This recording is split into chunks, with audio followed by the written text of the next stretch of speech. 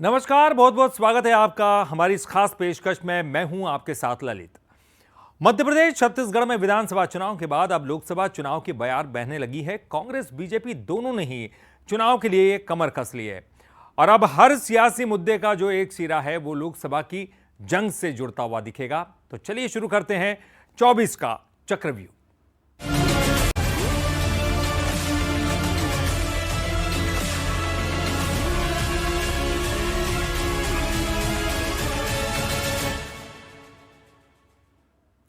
दशकों तक बीजेपी राम मंदिर के मुद्दे पर मुखर रही और अब आगे की तैयारी में बीजेपी जुट गई है और इसकी शुरुआत जो है वो बीजेपी के फार ब्रांड नेताओं ने कर भी दी है।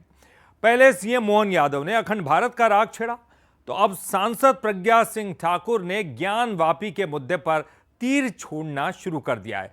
यानी कि अब अयोध्या कांड के बाद सियासत का दूसरा कांड शुरू हो चुका है।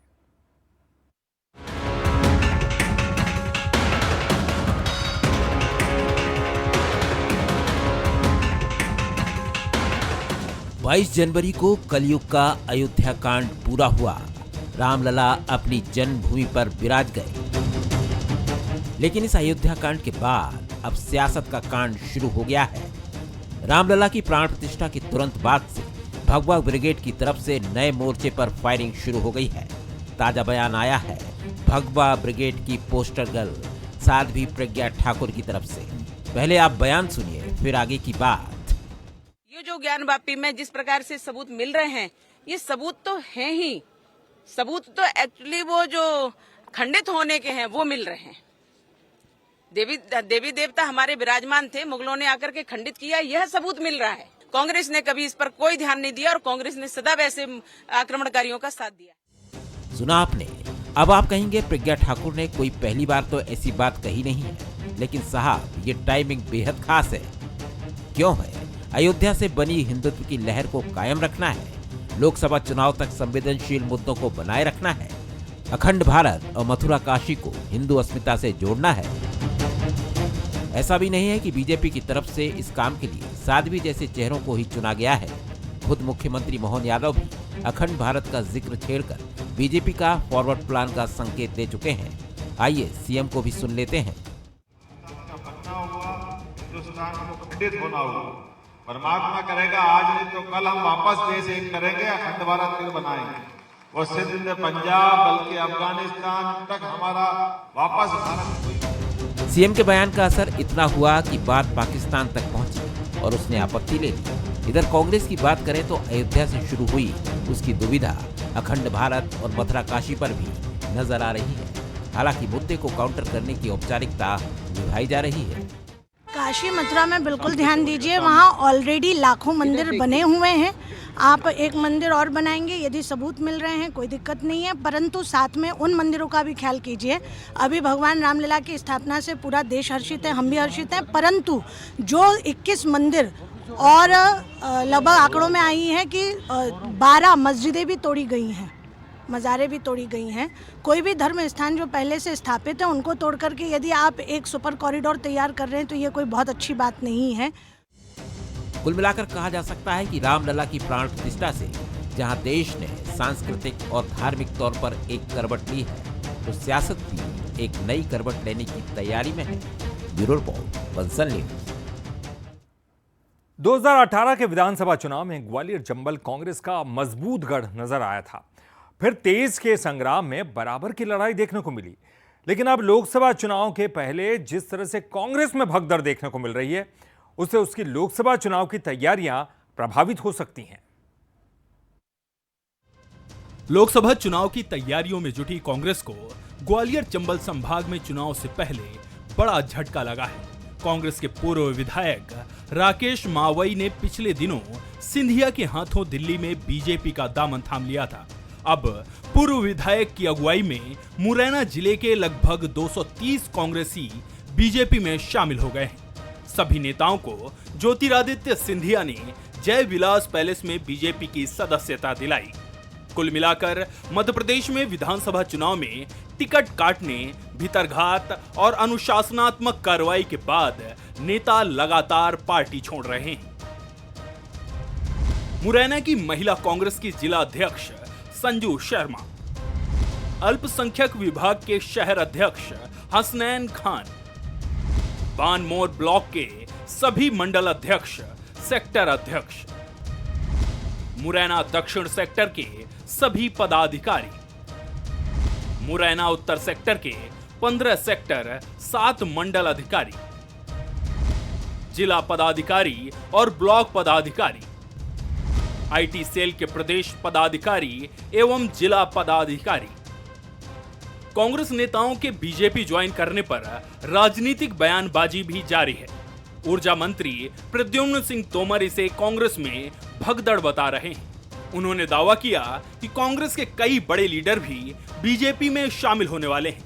ऊर्जा मंत्री ने दिग्विजय सिंह और कमलनाथ पर निशाना साधते हुए कहा कि उन्होंने लोकसभा में हार स्वीकार कर ली है, इसलिए ठीकरा ईवीएम पर फोड़ रहे हैं। तोमर ने लोकसभा में 400 सीट जीतने का भी दावा किया है।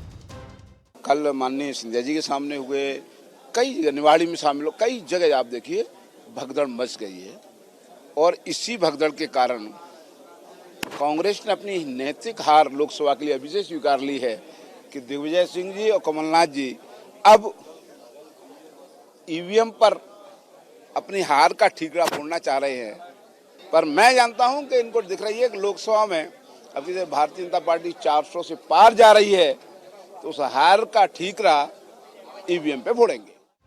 ऊर्जा मंत्री के बयान पर पलटवार करते हुए कांग्रेस मीडिया प्रभारी के प्रदेश उपाध्यक्ष आरपी सिंह ने पलटवार करते हुए कहा कि मुट्ठी भर और मौका परस्त लोग अगर कांग्रेस से चले जाएंगे तो कांग्रेस पर कोई फर्क नहीं पड़ने वाला।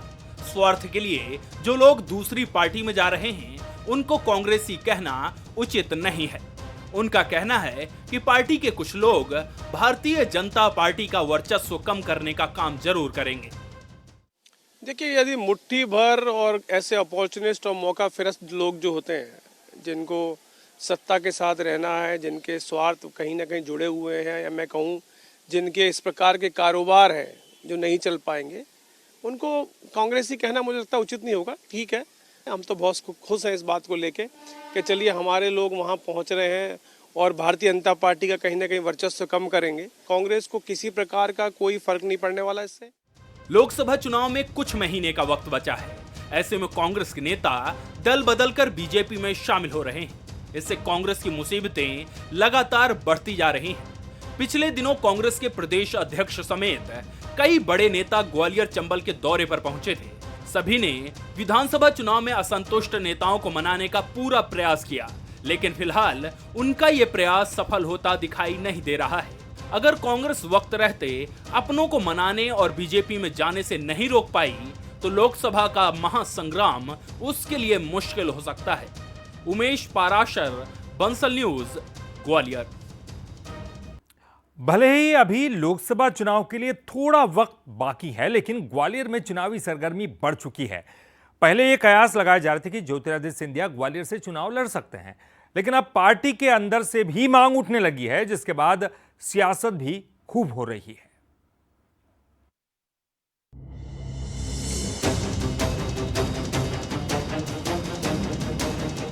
ग्वालियर सियासत का वो केंद्र जहां हमेशा महल का दखल रहा है। हमेशा सुर्खियों में रहने वाली ये सीट इस बार कुछ ज्यादा ही चर्चा में है, क्योंकि माना जा रहा है कि केंद्रीय मंत्री ज्योतिरादित्य सिंधिया को गुना से ज्यादा ग्वालियर भा रहा है। ऊर्जा मंत्री प्रद्युम्न सिंह तोमर की ख्वाहिश है कि सिंधिया ग्वालियर से चुनाव लड़े, और अगर वो ग्वालियर से चुनाव लड़ते हैं तो जीत ऐतिहासिक होगी। मैंने कहा कि माननीय ज्योतिरादित्य सिंधिया साहब को पार्टी जो जवाबदेही देगी उसका अनुसरण पालन वो करेंगे, और जब जवाबदेही मिलेगी तो ऐतिहासिक जीत होगी ही। ऊर्जा मंत्री का बयान आया तो कांग्रेस ने निशाना साधने में देर नहीं की। मीडिया विभाग के उपाध्यक्ष आरपी सिंह ने कहा कि तोमर उस वक्त भी मंत्री थे जब सिंधिया को गुना में हार का सामना करना पड़ा था। कांग्रेस तो चुनौती देती है कि सिंधिया ग्वालियर से ही चुनाव लड़े। ऐतिहासिक जीत के दावे को कांग्रेस मुंगेरी लाल का हसीन सपना बता रही है। जिन ऊर्जा मंत्री का आप जिक्र कर रहे हैं, ये ऊर्जा मंत्री तब भी हुआ करते थे उनके साथ जब गुना ने उनको, मुझे लगता है कि केपी सिंह जो उन्हीं के सानिध्य में रहकर नेतागिरी की, उन्होंने ज्योतिरादित्य सिंधिया को घर बैठा दिया। तो हाँ ठीक है, मुंगेरी लाल के हसीन सपने हो सकते हैं, लेकिन हमारी चुनौती है ज्योतिरादित्य सिंधिया यहाँ पर आके दिखाएं, फिर हम बताएंगे कि ग्वालियर और ग्वालियर की जनता उनको किस प्रकार के मुकाम पे पहुँचाएगी। 2019 और 2024 की जंग में काफी फर्क है। समीकरण और सियासत पूरी तरह बदल चुके हैं। ग्वालियर पर सबकी नजर तो रहती ही है और ऐसे में अगर सिंधिया यहां से चुनाव लड़े तो ये सीट हाई प्रोफाइल हो जाएगी और यहां की जंग बेहद दिलचस्प होगी। ब्यूरो रिपोर्ट के साथ उमेश पाराशर, बंसल न्यूज, ग्वालियर। लोकसभा चुनाव में जहां बीजेपी के पास मोदी का चेहरा और 400 प्लस सीटों का लक्ष्य है, तो वहीं कांग्रेस इंडिया गठबंधन के साथ स्थानीय मुद्दों पर चुनाव लड़ने की तैयारी कर रही है। मध्य प्रदेश में भी बीजेपी 29 सीटों के लक्ष्य साध कर कांग्रेस को प्रदेश से क्लीन स्वीप करने का दावा कर रही है, तो कांग्रेस अपनी ही रणनीति पर काम कर रही है। बीजेपी ने क्लस्टर प्रभारी बनाकर प्रभारियों को जो दायित्व भी सौंप दिए हैं। बुंदेलखंड के प्रभारी के रूप में पूर्व मंत्री भूपेंद्र सिंह को क्लस्टर की जिम्मेदारी सौंपी गई है। बीजेपी को लोकसभा में 400 सीटें जीतने की उम्मीद। किया दावा, बुंदेलखंड की 4 सीटों पर मिलेगी जीत। कांग्रेस को अब भी आस, जनता और मुद्दों पर है विश्वास। रोजगार और महंगाई के मुद्दे पर बीजेपी का करेगी घेराव। ठंड में भले ही बुंदेलखंड का पारा 5 डिग्री तक पहुंच गया हो, लेकिन उसके उलट लोकसभा चुनाव को लेकर यहां का सियासी तापमान तेजी से बढ़ रहा है। विधानसभा चुनाव में धमाकेदार जीत के बाद बीजेपी का मनोबल बढ़ा हुआ है। फिर भी वो लोकसभा चुनाव को लेकर कोई चांस लेने को तैयार नहीं है। सागर संभाग क्लस्टर प्रभारी बनने के बाद पूर्व मंत्री भूपेंद्र सिंह ने सागर लोकसभा क्षेत्र की बैठक की। बैठक के बाद भूपेंद्र सिंह ने दावा किया कि लोकसभा चुनाव में भारतीय जनता पार्टी प्रधानमंत्री नरेंद्र मोदी के नेतृत्व में 400 प्लस सीटों के साथ केंद्र में सरकार बनाएगी। इसके साथ ही उन्होंने बुंदेलखंड की सभी सीटों पर भी बड़ी जीत हासिल करने का दावा किया। उन्होंने कहा कि सागर लोकसभा सीट पर भाजपा 5 लाख मतों के अंतर से जीतेगी।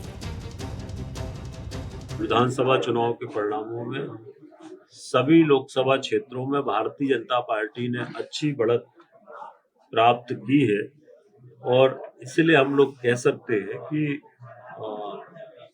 चारों लोकसभा में और पूरे प्रदेश में और देश में भारी बहुमत से भारतीय जनता पार्टी की सरकार बन रही है। माननीय मोदी जी फिर से प्रधानमंत्री बन रहे हैं और हम लोगों का जो 400 लोकसभा क्षेत्र जीतने का संकल्प है, उसके लिए व्यापक स्तर पर तैयारियां चल रही है। बीजेपी के दावों के बीच कांग्रेस भी अपनी रणनीति पर काम कर रही है। कांग्रेस स्थानीय मुद्दों के साथ रोजगार और महंगाई जैसे मुद्दों पर बीजेपी को घेरने की तैयारी में है।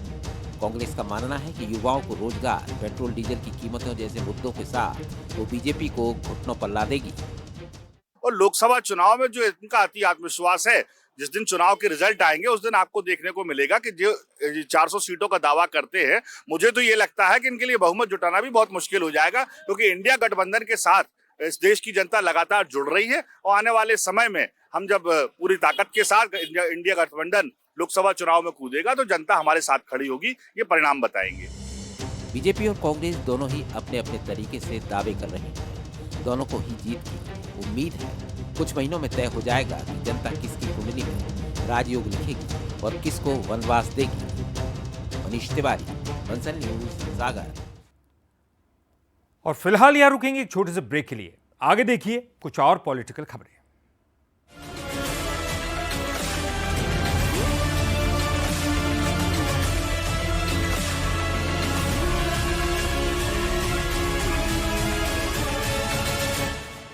ब्रेक के बाद आपका एक बार फिर से स्वागत है। आप देख रहे हैं हमारी खास पेशकश 24 का चक्रव्यूह।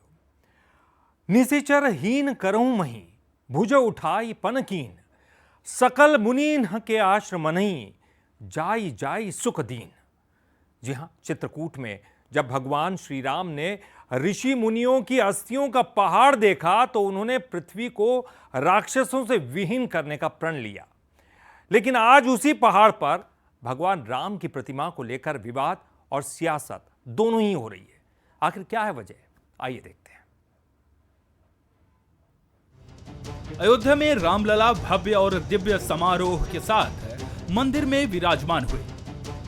पूरे देश में इसे लेकर सियासत भी हुई, तो अब राम के धाम चित्रकूट के सिद्धा पर्वत पर स्थापित धनुर्धारी राम की प्रतिमा को लेकर सियासत परवान चढ़ रही है।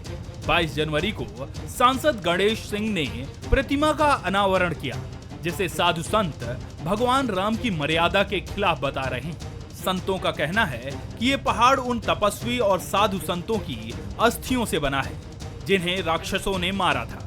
भगवान राम ने जब ये देखा तो दुखी होकर राक्षसों का वध करने का प्रण लिया था। राम इस दौरान पहाड़ के नीचे तक ही आए थे, क्योंकि ये अस्थियां पूज्य साधु संतों की थी। ऐसे में पहाड़ पर प्रतिमा स्थापित करना मर्यादा के विपरीत है। इसे लेकर कांग्रेस भी साधु संतों का समर्थन कर रही है। नीचे आए थे, नीचे प्रतिज्ञा किए थे, बोझ उठाए थे, और लीपा पोती धर्म के नाम पर देखिए सिद्धा में क्या क्या हो रहा है। सीधे अधर्म यानी राम जी को अमर्यादित करके यहाँ भी राजा गए। कोई मर्यादा नहीं।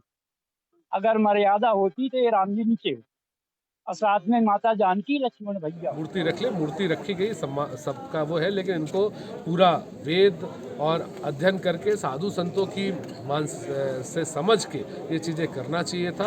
उस पर्वत के ऊपर पैर रखना निश्चित तौर पे साधु संत जो अनादिकाल से भगवान राम के टाइम से वहाँ पे उनकी अस्थियों का समूह है, उसका अपमान है। तो ऐसा नहीं करना चाहिए, इसमें पुनः विचार करना चाहिए।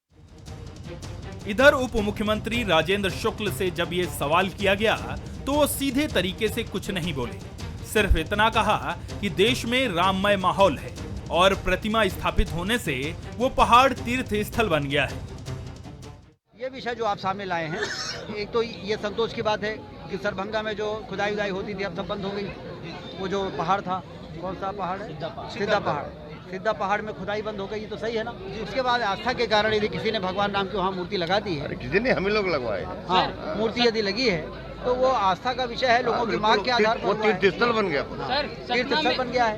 तो उसमें अब बात का बतंगड़ निकालना, जैसे अयोध्या में भव्य राम का मंदिर बन रहा है, आप कहने लगे अधूरा मंदिर है। तो जिनको नेगेटिव बातें करनी है उसके लिए क्या किया जा सकता है? चित्रकूट के सिद्धा धाम का मुद्दा लोकसभा में भी असर डाल सकता है। आस्था अपनी जगह है और सियासत अपनी जगह है। इतना जरूर है कि धार्मिक जगहों पर इस तरह के काम हों तो साधु संतों और जानकारों की सलाह भी लेनी चाहिए, ताकि भविष्य में ना तो विवाद की स्थिति बने और ना ही सियासत की कोई गुंजाइश रह जाए। अरुणेश सिंह, बंसल न्यूज, चित्रकूट। तो हमारी इस खास पेशकश 24 का चक्रव्यूह में फिलहाल के लिए इतना ही। बंसल न्यूज पर खबरों का सिलसिला लगातार जारी है।